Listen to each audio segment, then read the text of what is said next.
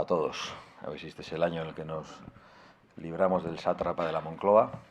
Es un placer volverles a ver y una vez más les agradezco su atención. Hoy Sánchez es sinónimo de corrupción y de dictadura. Muchos decían que llamar golpista a este señor era exagerar o que representaba una polarización de la sociedad. Ahora ya vamos viendo que va a golpe de Estado por mes.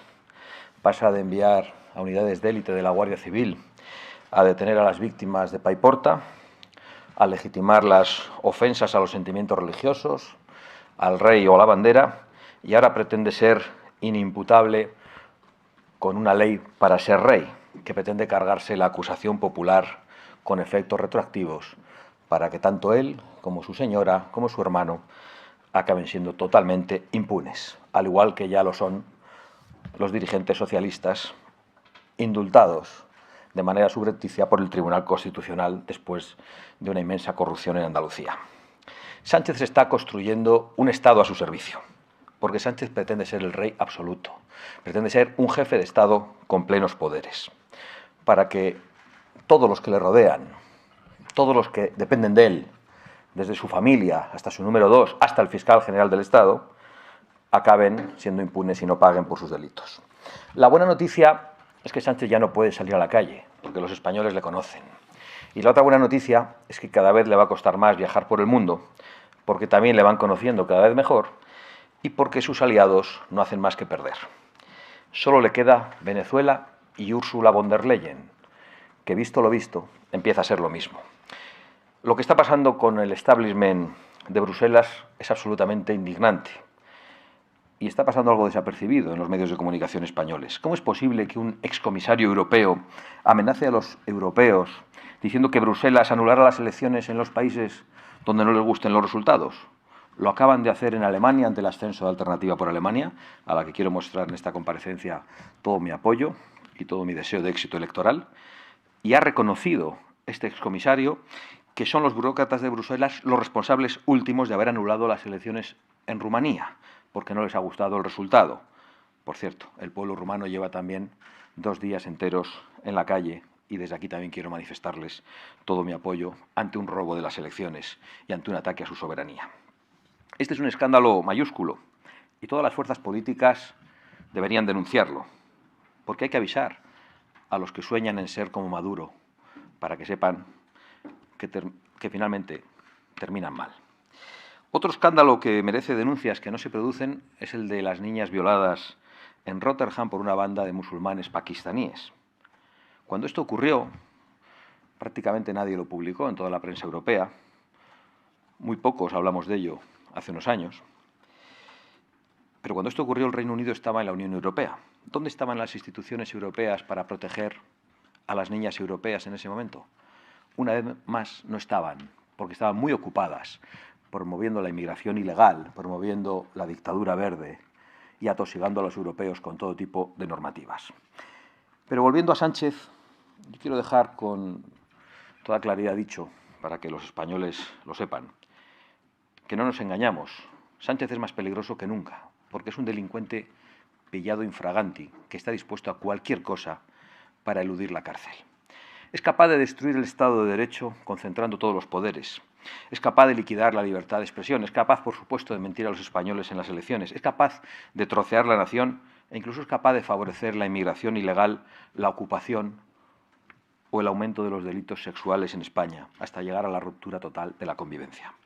A ver si algunos se enteran de una vez. En relación a algunos, en relación al Partido Popular y a la cantinela de la moción de censura por la que todos ustedes me preguntan todo el rato, voy a ser muy claro. Que presenten la moción de censura. Es lo que yo hice. Y luego los demás que nos retratemos. Los demás que se retraten. El PP ya se ha retratado 2 veces frente a Sánchez en 2 mociones de censura presentadas por Vox, no apoyando ninguna de ellas. Si no quieren ejercer la oposición, que dejen paso. Y si no quieren presentar la moción, al menos que dejen de pactar con Sánchez. En Europa, las políticas de inmigración, las políticas verdes, las políticas de género, el Consejo General del Poder Judicial, el Tribunal Constitucional, es decir, que dejen de pactar con Sánchez en todo. Creo que no es mucho pedir. Por cierto, señores de Antena 3 y señores de A3 Media, no mientan. Vox no está dispuesto a pactar con Junts, como dijeron ustedes literalmente en los informativos de ayer. Mentira tan flagrante y tan escandalosa que no se creen ni los niños. Es más, yo fui avisado por una niña de 11 años que estaba viendo la televisión y que vino corriendo donde mí a decirme que la televisión decía que yo estaba dispuesto a pactar con Junts, mi hija pequeña, que notó perfectamente la magnitud de la mentira. Nosotros decimos lo de siempre y esperamos que los españoles lo escuchen, que les llegue el mensaje y que nadie lo retuerza por el camino.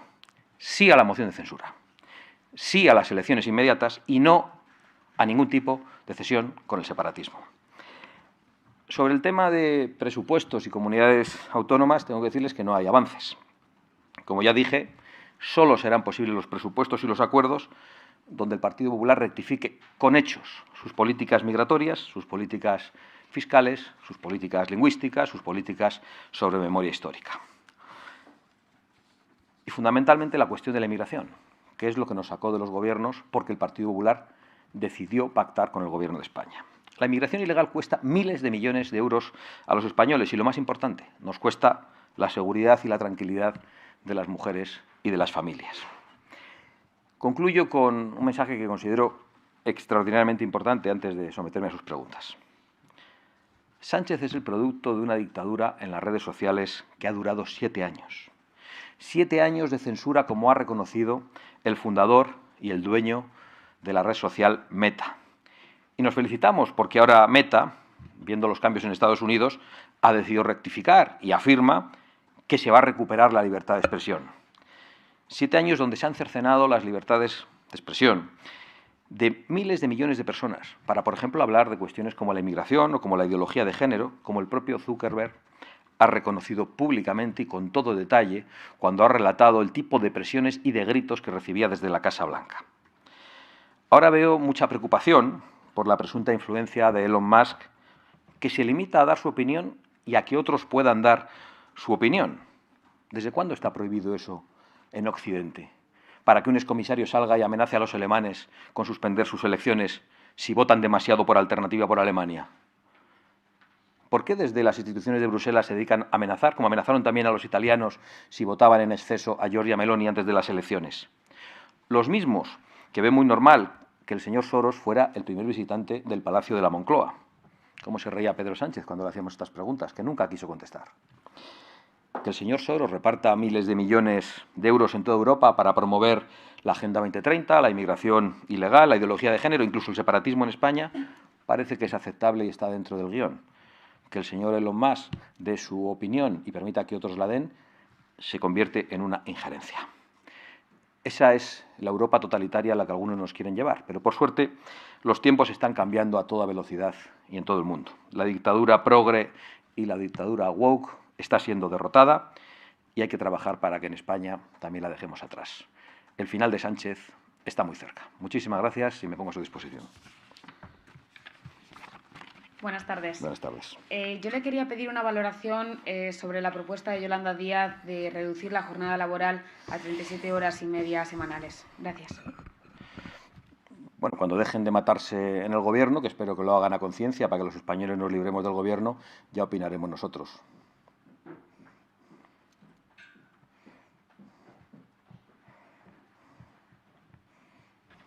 Buenos días. Yo le quería preguntar, hablaba de los presupuestos autonómicos, el Gobierno de Aragón es el único que nos ha lanzado a negociar con sus socios.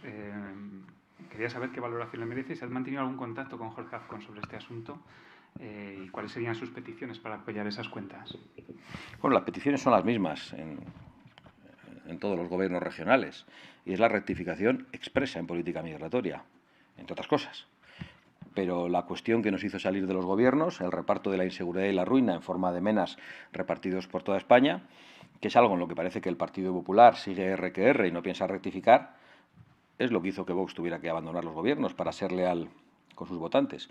Si no hay una rectificación expresa, explícita y con hechos respecto a esas políticas, es que no tiene sentido ni siquiera ponerse a negociar. Por lo tanto, esperamos escuchar algo de ellos en este sentido.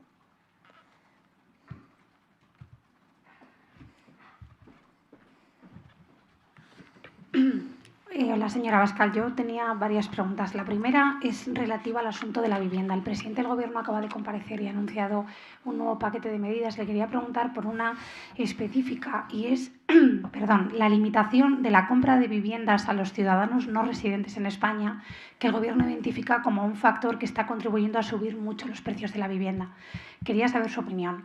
En segundo lugar, usted ha hablado mucho del panorama internacional, ha mencionado al final de su intervención a Elon Musk y ha considerado que, y le quiero preguntar si le parece que expresiones como preguntarle a los ciudadanos del Reino Unido si deberían librarse de la tiranía de su gobierno, el que eligieron en las urnas, le parece que es limitarse a dar su opinión y por qué considera que hay otro tipo de expresiones de opinión que sí son injerencias en el panorama internacional.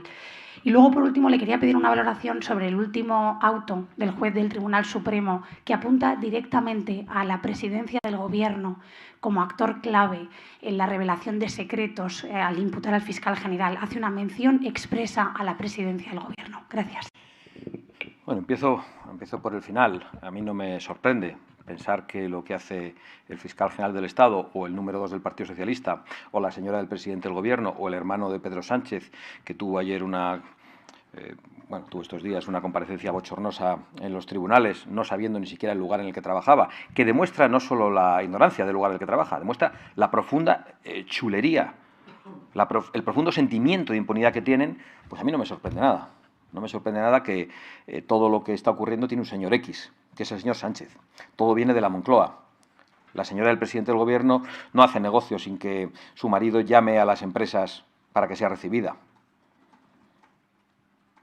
El hermano de Sánchez no tiene un puesto de trabajo al que no tiene que ir sin ser el hermano de Sánchez. El señor Ábalos no puede actuar como parece que lo ha hecho sin ser el número 2 de Pedro Sánchez y el fiscal general del Estado, ¿de quién depende? Yo creo que es todo muy evidente. Por otra parte, yo no he sido el que ha hablado de injerencia de otros. Son ellos los que hablan de injerencia. Unas son opiniones y otras son reconocimientos explícitos. Unas son opiniones, la de Elon Musk, más o menos respetables, yo las respeto mucho y las comparto, porque creo que hay algo de tiranía en una sociedad que ha ocultado las violaciones masivas a niñas por parte de una banda de musulmanes pakistaníes, y otras son injerencias explícitas y reconocidas, que llevan a la suspensión de resultados electorales apabullantes, como en Rumanía, y se atreven a amenazar a los alemanes para que no voten alternativa por Alemania. Yo creo que es de una gravedad inmensa. En cuanto al último conejo en la chistera de Pedro Sánchez, yo solo voy a decir una cosa. Lleva gobernando 7 años. Desde que gobierna, la vivienda no ha hecho más que aumentar de precio. Desde que gobierna, las ocupaciones no han hecho más que aumentar. Desde que gobierna, la gente que vive y que tiene su vivienda bien en propiedad o bien en alquiler en barrios humildes, se ha degradado y esa vivienda está peor, como consecuencia de la inmigración masiva. Al único al que le va mejor en España es a Pedro Sánchez, a su mujer, a su hermano y probablemente al fiscal general del Estado, aunque parece que ahora no tanto.